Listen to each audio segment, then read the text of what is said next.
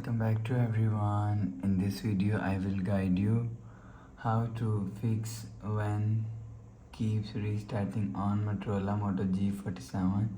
Let's start the video. If you want to fix this problem, so first of all, restart phone. Just click and hold side power button and volume up button at the time.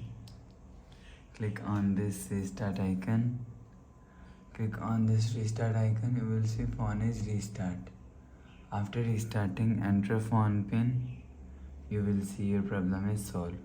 But if it not solved, if you want to fix this problem, go to app library, click on settings app. Now in setting, scroll down and click on system and update. You will check your software update is latest. If it not latest, update your software latest. After update software latest, go back to home screen. You will see your problem is solved.